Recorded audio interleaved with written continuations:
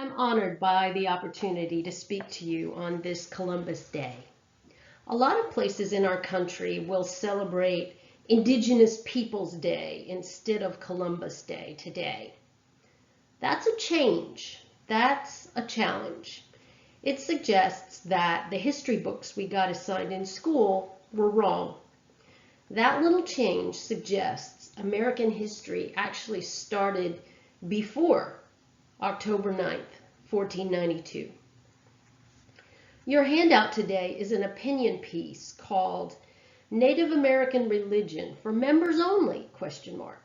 This blog is written by a North Carolinian like me, a man named Wes Isley, whose blog was picked up by the Huffington Post some time ago. In this piece, Isley poses some questions and arguments about religion and about Indians for us to think about. So you and I are going to explore.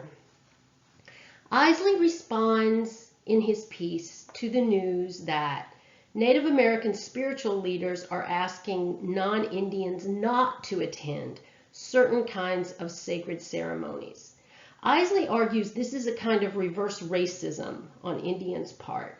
He calls for Native Americans to be more inclusive. Like many Americans, Isley imagines history operates like a simple supply and demand economy. Isley sees spirituality as a free marketplace where good ideas flourish and bad ones wither. He considers whether there's some sort of religious patent on Native American ideas about the universe. He concedes if that's somehow proprietary, you can just manufacture a marketable new knockoff brand of Native American spirituality. Just give it a new English name. Not only is spirituality a marketplace, natural selection somehow operates there too. And he urges Native American religion to evolve. I'm here to offer an alternative perspective on Native American spiritual practice. This iconic first contact image of Columbus shows Columbus facing down some natives. The natives offer many large gold artifacts. On the left, a large cross is being erected.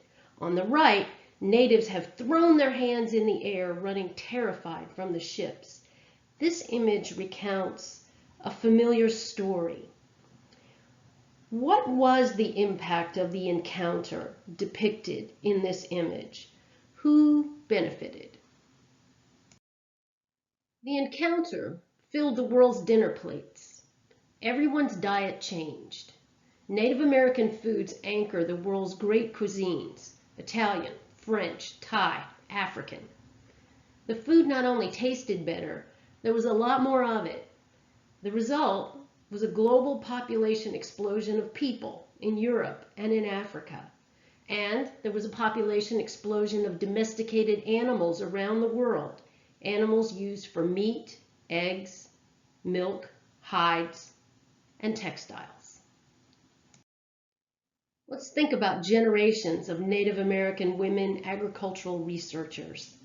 They developed all the good food we enjoy every day. Monsanto and Hershey and Archer Daniels Midland and Cargill and all their investors must surely think of these grandmothers with gratitude this time of year.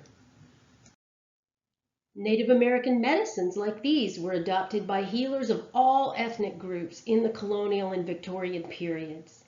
Most American medicine before pills consisted of salves, liniments, and tonics adapted from Native American medicines. There were endless forests of lumber, forests filled with firs, seas filled with whales, waterways gorged with seafood. Just to your east lies a dying ocean where Englishmen once reported catching oysters measuring 12 inches across, lobsters measuring 5 feet long. In the earth, minerals for the mining. And tobacco. Any North Carolinian my age can remember the central role this industry, this plant, once played in our lives. If you drove here today, You got here on 4 rubber tires. These are rubber trees being tapped. These Indian men in heavy chains were rubber plantation slaves. The technology, the resources, the products, the drugs, the food, the forced labor of Native Americans underwrote both the Enlightenment as well as the Industrial Revolution. And we should consider this. So much gold and silver was shipped from the Americas to Europe that it destabilized the world economy. It disrupted the entire world order. Enlightenment philosopher Jean-Jacques Rousseau, he helped with the disruption. Here's his book, Discourse on the Origins of Inequality Among Men. The noble savage is depicted here on the frontispiece. This idealized savage points the European intellectuals away from their dark and filthy city. He invites them into the light of natural liberty. Our founding fathers here in America read this literature of freedom. It made them think. They set themselves to paraphrase, to tweak, to edit. They were working from the Iroquois Confederacy's legislative practices. They borrowed several interesting procedures, including impeachment. The resulting document is the one we call the U.S. Constitution. Those are just a small fraction of the benefits of the encounter, extended primarily to white people in the United States, but further extending to people of all ethnic groups elsewhere in the world. So, before we evaluate the level of our entitlement to take or leave Native American spirituality, which Isley kind of challenges us to do, let's also consider what happened to Indians in this process. Paleodemographers like Russell Thornton report that life expectancy for pre-encounter Native Americans compares quite favorably with other pre-industrial populations. Many Puritans commented on the disease-free life of Native America. An English observer, Thomas Wood, in 1634 wrote, "The Indians be of lusty and healthful bodies, not experientially knowing the catalogue of those health-wasting diseases which are incident to other countries, as fevers, pleurisy, calentures, agues, obstructions, consumptions, submugations, convulsions, apoplexies, dropsies, gouts, stones, toothaches, pox, measles, or the like, but spin out their days to a fair length, numbering 60, 80, some 100 years, before the world's universal summoner cite them to the craving grave." But here you see the craving grave capture most Indians prematurely. Here you see the Native American population reaches nadir, its lowest point, about 1890, before it begins to rebound. The x-axis follows the same time period, tracking non-Indian population growth in what is now the mainland United States, the lower 48. But the y-axis is on a much different scale. There are many more millions of non-Indians in what is now the United States. Here are both charts, side by side. So you see, the encounter resulted in the near genocide of North America's original inhabitants. In what's now the mainland United States, there were approximately 8 million people in the 14th century. And by about 1890, Native Americans were widely understood to be close to extinction, their numbers reaching a low of about 200,000. Isley states in your handout that religion once kept Indians and non-Indians apart. Isley seems to be under the impression that the First Amendment has always guaranteed religious freedom to everyone. But the First Amendment is just like the Second. Its provisions never applied to everybody. Native American spiritual practice was criminalized for almost all of U.S. history. Despite some recent reversals of federal policy, and despite the passage of federal laws protecting Indian spiritual practices, it's still in some aspects criminalized.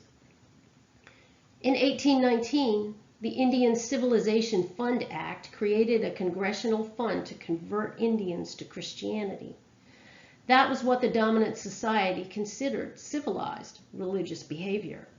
The act allowed and paid for Indian removal westward away from European encroachment on Indian lands. This painting depicts the eviction of a Cherokee family from their home in Georgia. This painting depicts the Trail of Tears, a forced march in which 1/3 of the people died. Later, there are similar death tolls on the forced marches of the Diné, also known as the Navajo, from Arizona to New Mexico. These are known as the Long Walk.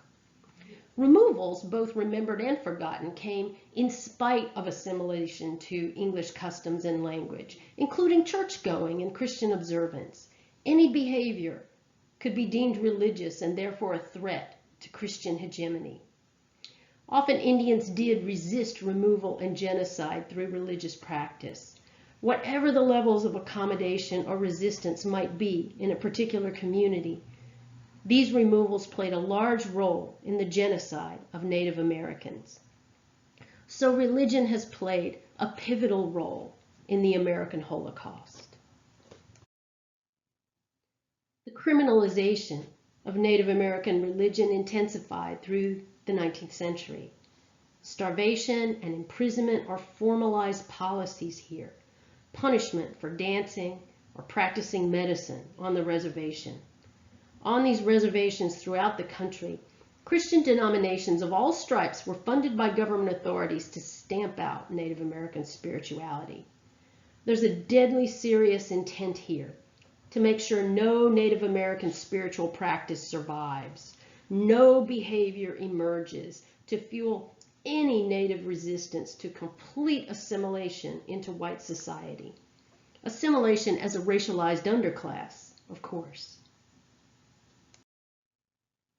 Boarding schools were established towards this end, schools located far from reservations.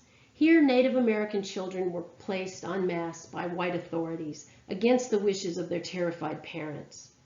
Here's a famous before and after image from the Carlisle Indian School in Pennsylvania on Admission Day, far from these boys' home in South Dakota. Generation after generation after generation of Indian children were taken from home and sent to boarding school. Boarding school Indian children were harshly punished for speaking their language or engaging in any native cultural practices, particularly spiritual ones. In these total institutions, Native American children were molested, whipped, locked in cells for minor infractions, and trained for low-wage labor and domestic servitude. This was done in appalling conditions of deprivation and emotional isolation. Here's the well-documented results. None of it is getting better. Native Americans have the highest rates of poverty of any ethnic group, the lowest graduation rates of any ethnic group every year, the highest rates of addiction, the highest rates of youth binge drinking, drug abuse, cigarette smoking, the highest rate of mental illness, the highest rate of suicide, and climbing fast, most likely to be victimized by violent and property crimes, molested, raped, burglarized, assaulted. Isley skirts around all these troublesome issues by acknowledging his own whiteness, as if doing so discounts all history and all context in an effort to reframe the argument as a universal one.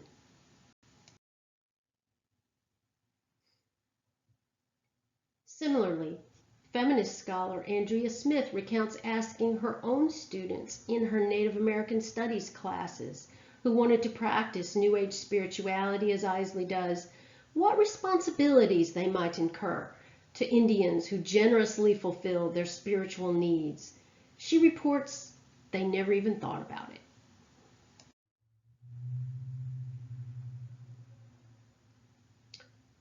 Raina Green, in The Tribe Called Wannabee, Playing Indian in America and Europe, argues that playing Indian is a universal and deeply rooted American experience. You can maybe think about your school plays or other performances. I had an Indian princess costume when I was a little girl, a fringed vest and skirt. Europeans play Indian a lot. Germans do, the French do. In New Orleans at Mardi Gras time, blacks dress Indian and convene in their tribes, competing and singing and dancing. Green writes, the performance purportedly done out of a stated and implicit love for Indians is really the obverse of another well-known cultural phenomenon, Indian hating, as most often expressed in another deadly performance genre, genocide. To play Indian is to control the meaning of the Indian story.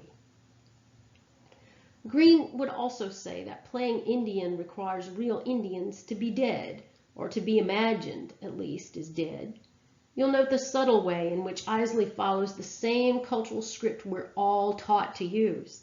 The spirituality of Indians is imagined as a static and essentialized thing of the past, when in fact a better history book might explain that Native American spiritual practice was fundamentally altered by everything that has happened.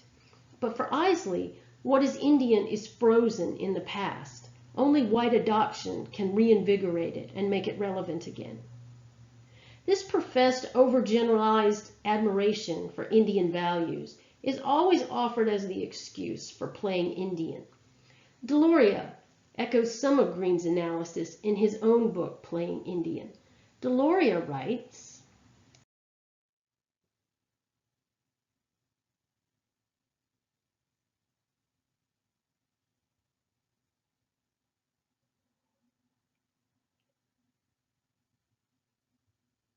Isley tells us his own culture lacks certain values and he needs to borrow them from indigenous peoples. A lot of people, in fact, seek out indigenous religions to satisfy this need.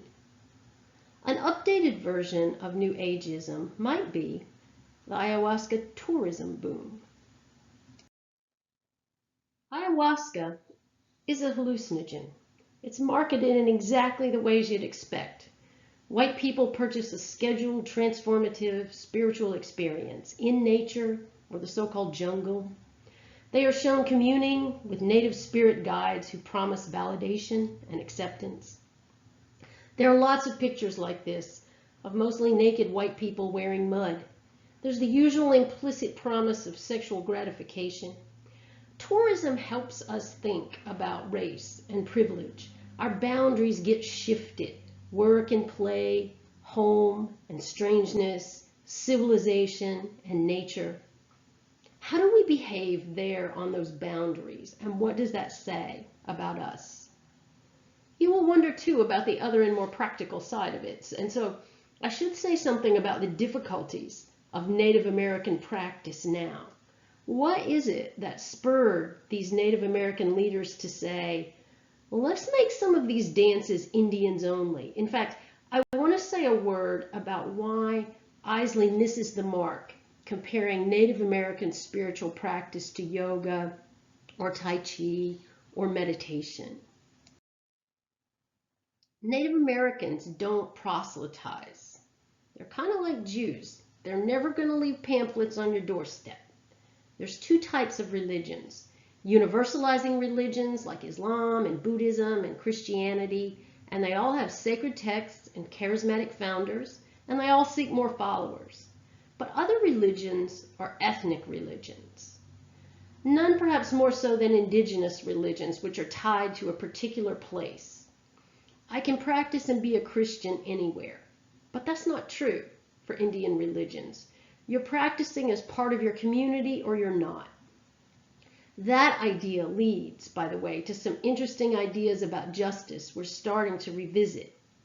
For Judeo-Christians, justice is achieved by adhering to, getting closer to, unchanging abstract principles written down in a book somewhere. But for other cultures, it isn't that. Justice is about proper relationships. So ethical behavior is about proper practices. When bad things happen, justice is achieved through action, action that restores the relationship. It can't all be about a punishment doled out by the state. That's not justice. Justice is more about fulfilling your responsibilities. More practically, if you just look at what Native American spiritual leaders are facing. For me, Christmas is December 25th this year. I knew that way back when, and my life revolves around it. But Indians can't know exactly when people will be called together. It makes it hard. I'm a social scientist.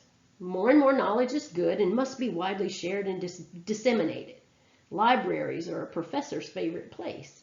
But there's also intellectual property rights, so knowledge belongs to an individual. Libraries have individual authors. That's not the Indian way. When I teach, like what I'm doing here, efficiency is prized. The most ideas in the least amount of time. That's what my university demands of me for its students. It's never like that with Indians. To learn, you have to commit. And even people in the exact same Indian community don't know everything. They don't have to know everything. They don't tell each other everything. And they most certainly don't tell you and me. So there's a time and place to tell certain things. And then only in the context of certain relationships, outside the right time and place. There is no practice, and therefore no religion. And then number 5, there is an urgent rebuilding going on in Native American communities. There are protocols. There's knowledge to be preserved. The task of language revitalization alone is so daunting, so impossible. Imagine the responsibilities. And so respected Native American leaders say, we have to get the people disrupting the ceremonies out of there. We need to preserve and pass down these protocols. Time is running out for the kids, for the old people. Indians don't need acolytes. What Indians need is allies. When you're not a good ally, you take liberties. Being too familiar, crossing the boundaries, like when white comedian Bill Maher used the N-word on his show. And he didn't understand any more than Isley seems to understand why that wouldn't be okay. The journalist Tournay explained, it's not enough to just participate in all the coolness of black culture, because all that came with a price. That was paid for in tears and blood. You can't embrace the hard-won best things about a community. You can't just sample its survival secrets to make yourself feel strong and calm without first embracing and feeling all the pain that went into creating it. The cosmic joke is the coolness is on the other side. Feeling the pain is the spiritually transformative part. Of course, we all want to skip straight to peace. We want to relax and just feel nice because we are nice. But I believe that's the path's first step. I believe that's the medicine. That's where you start to renounce the violence, because the violence lives on inside you. The violence in our lives is not in crazy people. The violence is inside us. Renouncing violence is where the healing starts, and healing is where the justice begins. Native Americans need allies, not acolytes. How can we be a good ally to indigenous peoples? Notice that attention to the particulars Isley wants to dismiss.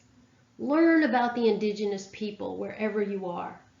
My students would probably say, they don't know any Indians.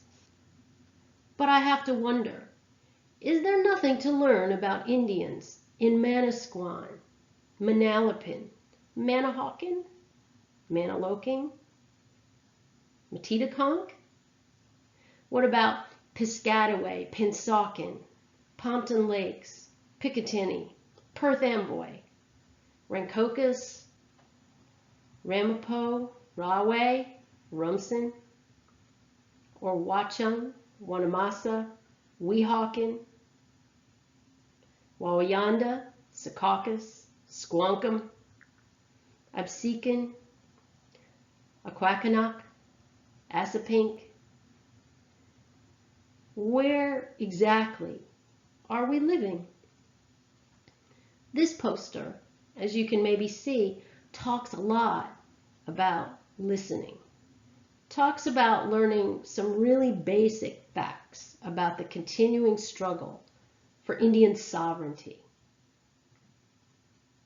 Be an environmentalist. Purchase and enjoy the art and literature that Native Americans willingly offer for sale. Stop looting archaeological sites and protect them instead. Pay the taxes to do that. Maybe it's about time we claimed our real American heritage. Maybe if white people didn't try to play all the parts in blackface or redface and control the meaning, like Green says, maybe we could see the treasure in our own backyard. Mostly, to be a good ally, think about the future. Think about future generations when you speak, when you act.